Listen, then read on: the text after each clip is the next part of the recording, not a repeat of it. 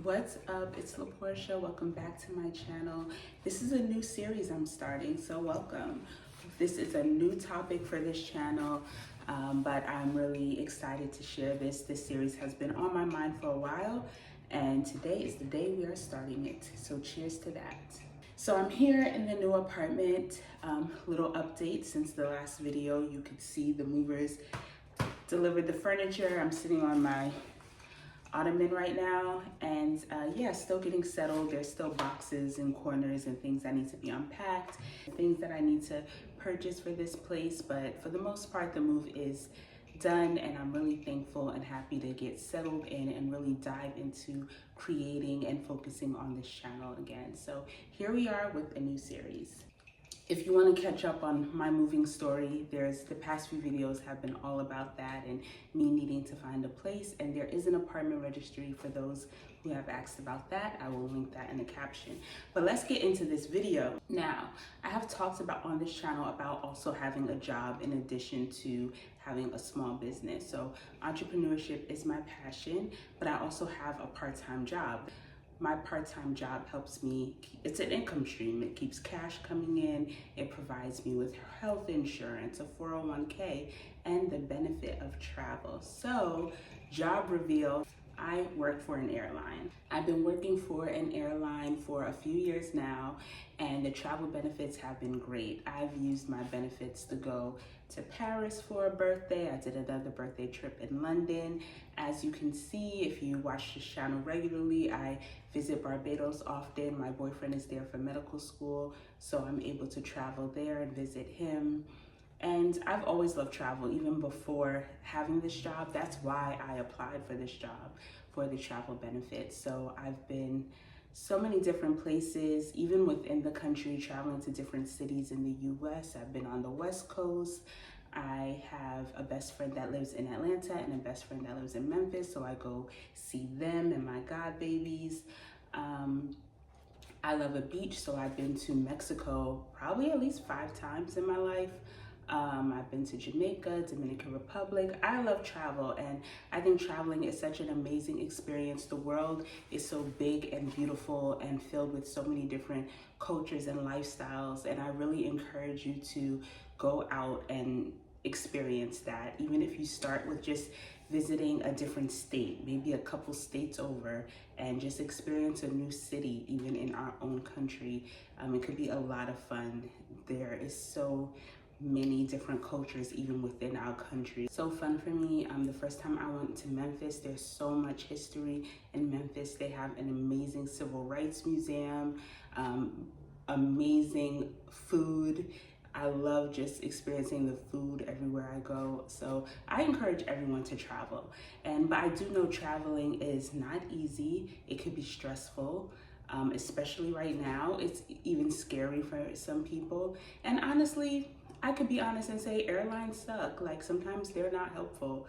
And sometimes they just make it hard for you and don't provide the help you need. So it helps you to, as a traveler, to just be as self-efficient as possible, to know as much as you can and to be proactive. You need to move like a pro. You got to move like a pro when you're traveling, and I want to help you do that because I want everyone to just have a wonderful experience when they are out seeing the world. I wish for us all to see the world. Like, God created this big, beautiful world, and I don't think He did that for us all to stay in one little space. So in this series, I'm going to be sharing a lot with you about traveling tips, about hacks, about things you probably don't know, about places you should visit, about my personal experiences.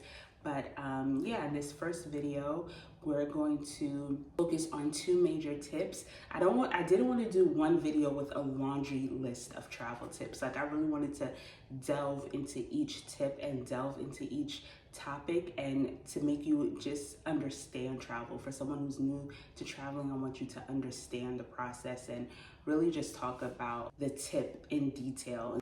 So this is going to be a series, okay? Of various tips. But yeah, traveling has been a great gift for me, and I just have so much fun. And it's just a great way to escape your life. Even if you just go to another city, just escape the day-to-day of your job and your at-home responsibilities, and just go to even another city in your state and experience a hotel there and the cafes that they have in their local restaurants and downtown scene and museums and libraries. Like there's so much to explore, even just going into another city within your home state. So I'm gonna help you move like a pro when traveling. So I thought it would be great to start this series by let's talk about things related to your reservation, because after you choose where you want to go and you find your destination, you need to make the reservation.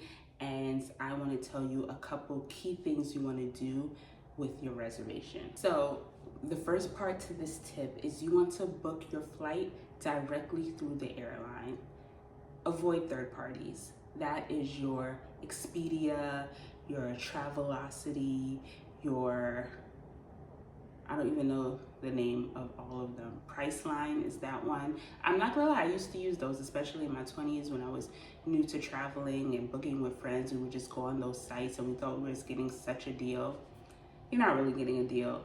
And we would book through those, but that can make things more difficult for you. It's best to go directly through the airline. So you can compare the prices on Delta, American, JetBlue, US Air, and see what has the best route and price for you. And then you want to book it directly through the airline's website for several reasons. The main reason is there's no real price difference. Like honestly, if you go to the airline website, you will likely find the same price that Expedia is giving you the ticket for.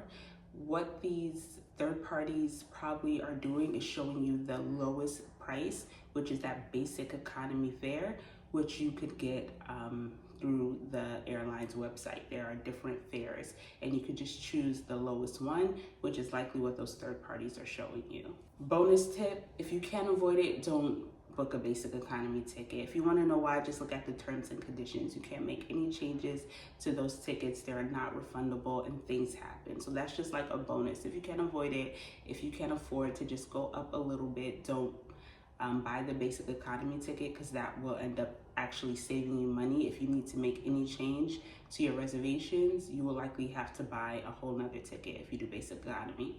But yeah, there's not much of a price difference if you book directly through the airline, and it is so much better for you and your reservation. It gives the airline more control of your reservation. So let's say you book through a third party and then something changes with your flight, or something needs to be changed last minute, or you want to make a change to your reservation. There are some things, if you call customer service or you try to do it at the airport, they'll try and then they'll say you have to contact the third party you book through, because they don't have full control to do anything to your reservation, because your reservation is really with Expedia or Travelocity. So this just gives you more autonomy over your reservation. You could be in the airport, need to make a change, need to add something, take something away, change something on your return, and you could just deal directly there with the airline, and we don't have to deal with trying to call Expedia's 1-800 number of customer service and seeing if they could do it. Another thing I've seen as a person who works for an airline, I've seen with this third parties, I don't know what fees or what they be charging people, but they really do rip people off. I've seen people go to the airport to check a bag that they think is already paid for, and the airline has no documentation of this check bag fee that they paid, and now they have to pay again at the airline in addition to the money they gave the third party for the check bag. So I don't know what they do when they add check bag onto the reservation and charge that extra $30 or $40, but it doesn't always get to the airline. I don't know. Maybe the passengers were able to later sort it out and get the bag check fee refunded from either the airline or the third party, but I've seen it happen at check-in. In the process, I've seen people ending up paying double because they're saying they gave the money to the third party and the airline saying they have not received that fund. So just to avoid that, it's just best to communicate directly with the airline, book through the airline, sign up for their rewards, start collecting your miles for every single trip you take. And yeah, just leave those third parties alone when it comes to flights. Maybe they are better for booking hotels and excursions, but when it comes to the flights, I recommend going directly through the airline. And now, still talking about your reservation, my second tip is you want to travel on one reservation. Whether you are going on a vacation with one person, whether you're taking a family trip with your spouse and your kids, whether you're taking a girls trip with two homegirls, whoever you are traveling with, do one reservation, and that will help you in multiple ways, and I'm gonna tell you. One, let's say your flight is delayed, your flight is canceled, and you need to make a change. You are traveling with your homegirls, you're going on a girls trip to Miami, and the flight was canceled or is being delayed for 6 hours, and there's an earlier flight that you want to change to. If you are all on one reservation, you speak to one rep, they pull up that one reservation, there's 3 of you, they see there's another flight, they grab those 3 seats, put it in that one reservation, and now the 3 of you are now on that new flight. If you're on one reservation and then the other 2 friends are on another, you're speaking to someone, they're speaking to someone, you might not all get on the same flight. Or if you are just dealing with one person, they could be in your reservation. Oh, CEO, this next flight has 3 seats. Let me grab it, put it in your reservation, exchange your ticket, issue the boarding pass. By the time you go to the next reservation, those other 2 seats are gone. You could have grabbed them all 3 at one time if you were all in the same reservation. So now you and your friends are not traveling together. Another reason, have you ever taken a trip with someone, you're on separate reservations, but you book at the same time, you look at the seat map, you choose your seats together, but then the day of your flight, your seats have been changed and they're no longer together? This could happen for multiple reasons. The main common reason this happens if there is an equipment change, meaning they changed the aircraft they were planning to use, and the reservations of airlines tries to put everyone in the same or similar seats. If you book a main cabin extra window seat, they will try to keep you in a main cabin extra window seat. Maybe you go from sitting in row 9 to row 8, but you're still in a main cabin extra window seat. Now, if you book a main cabin extra window seat and your friend on a separate reservation books a main cabin extra middle seat right next to you, your new seats might be one of you are in row 8 in the window and your friend is in row 9 in the middle. No one knew you were traveling together to keep you next to each other because you are on separate reservations. This is extremely important if you're traveling with children. You want to sit next to your child. You don't want to end up on a full flight where there's no seats and no one's willing to change the seat. So stay on the same reservation so the airline knows no matter what to put you next to this child. If you're on the same reservation, you're telling the airlines, you're telling reservations that you're traveling together. So if they change the aircraft, if they make any changes, they know to put you next to this child, you next to your friends, you next to your spouse. That is the best way to guarantee that. I've seen this happen a lot too, where people are in the airport like, I chose a seat next to my man and now we're not sitting next to each other. Are you on the same reservation? No. Well, when the aircraft changed, no one knew you were traveling together. Thought you were a random person sitting by the window, sitting next to a random person sitting in the middle, and you still have a window seat and a middle seat in a similar row. No one knew to put you together, and now the flight is full and there's no way for you to sit together. And the third reason you want to be on the same reservation is a fun one. So when you are all booking your trips together, you and your party, and you're all on the same reservation, you're still all going to apply your individual account numbers for the airline, like for them to collect their miles. Like whether it's Delta is Delta Sky Miles, American Airlines is AA Advantage, you're still going to use those numbers. Whoever has the best benefits, everyone on the reservation now gets their benefits. So if me and you are traveling together and your Advantage number or your Delta Sky Miles number allows you to check a free bag, now I'm on your reservation, I get to check a free bag.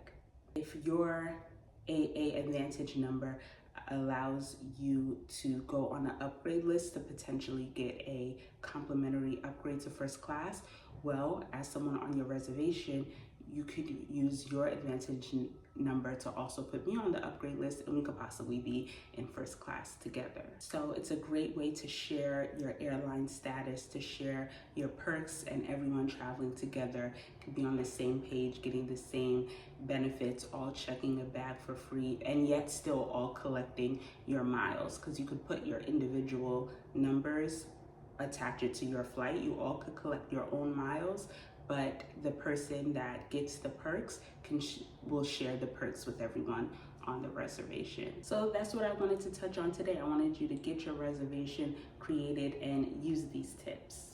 We'll talk more about travel. We'll talk more about airline perks. We'll talk about destinations. We'll talk about changing your flights, things you're entitled to from the airlines, when things happen to your flight, delays and things like that. If you have any questions about travel, please put that in the comments. If you have any tips to share, please put that in the comments. Let's really blow this series up. I love travel. I'm going to be taking another trip to Barbados in June, and of course we'll take you along. So let me know if you have any questions. Let's talk about traveling in the chat, and I'll see you in the next video.